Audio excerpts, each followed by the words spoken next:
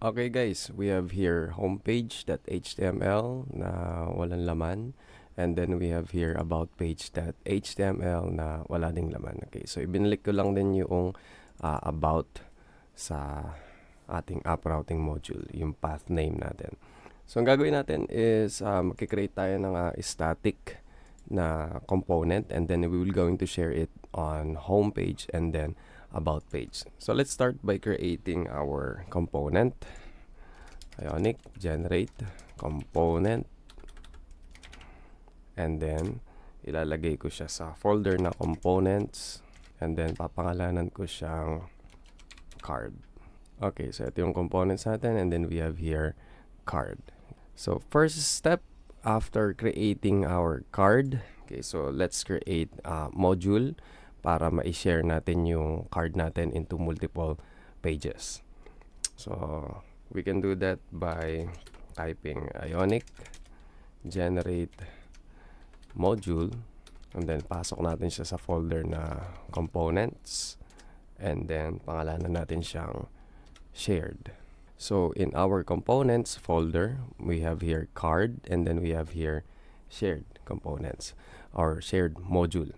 So ang gagawin natin is i-register natin or i-declare natin sa ating shared module yung ating card, and then module na to is ito yung i-rerekta nating i-share sa mga module ng bawat pages po natin. Okay, so let's simplify this kasi after na declaration i-export pa natin to. So I'm going to create a constant in here. So let's say my components. Okay, so this is user defined or yes, array. Okay, and then dito natin ngayon ilalagay yung ating card component. Okay, so tawagin natin dito yung card component. Ang pangalan ng card component natin ay makikita dito sa card component.ts. Ito yan. Okay, so card component. Okay, so make sure na i-click nyo na lang siya para automatic import yung card component or yung my component natin. Yan yung ilalagay natin dito as our declaration. And of course, after natin i-declare, gagawa tayo ng another property, exports naman. Okay, so kasi gagamitin nga natin sa ibang page to, kaya i-export din natin si my components. So save natin yan, and then let's now, o kumbaga kilala na nitong shared module natin yung ating card. All we have to do is to ipakilala naman si shared module sa ating home module.ts. Okay, so all you have to do is in our home module.ts, lagay natin dito sa import natin yung shared module. Okay, so saan nakuha yung shared module na yon? Ito po yung pangalan ng ating module, which is yung shared module.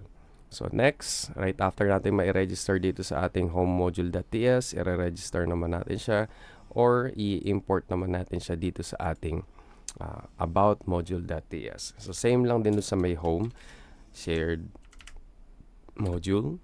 With that, po pwede na natin gamitin yung ating card sa multiple pages. Okay, so para magamit lang natin yon in homepage.html or kung saan mo man siyang page gagamitin. All you have to do is to type app dash and then yung pangalan ng component natin, which is yung card. And then i-enclose mo lang siya sa open and close na tag.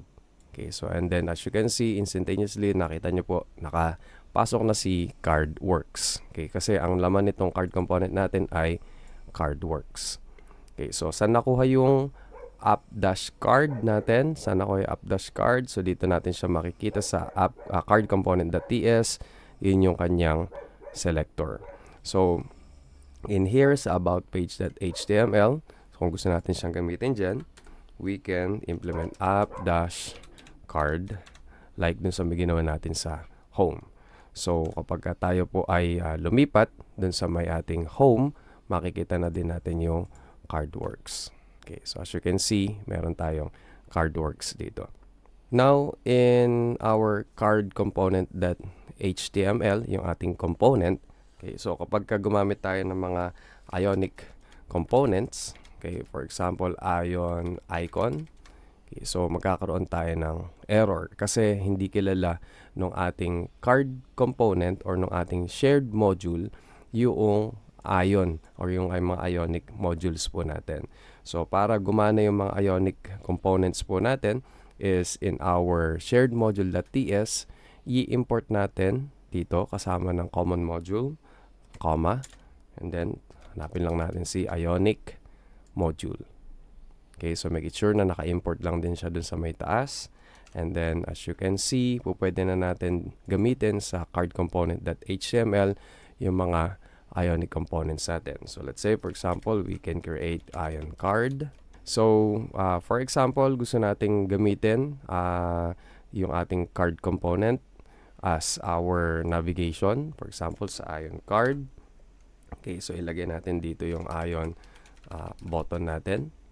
Okay, for example, pupunta tayo sa home. Copy paste, punta tayo dito sa about. Okay, so parang ito na yung navigation natin. Like in our previous video, pwede natin siyang ilagay si router link and then pangalan ng ating folder which is yung /home, and then we can use router link and then /about. Okay, so save natin yan and then click natin yung since nasa about tayo, punta tayo sa home. So bakit hindi siya gumagana? Okay, so it is because dito sa ating shared module, kailangan din nating i-import yung ating router module. Okay, so it is because that is the part of routing module natin. So home and then about, home, about. So as you can see, so gumagana na yung ating shared component with router link. Okay, so it is because nag-import tayo ng router module and then gumagana na yung mga ionic components natin. It's because of ionic module.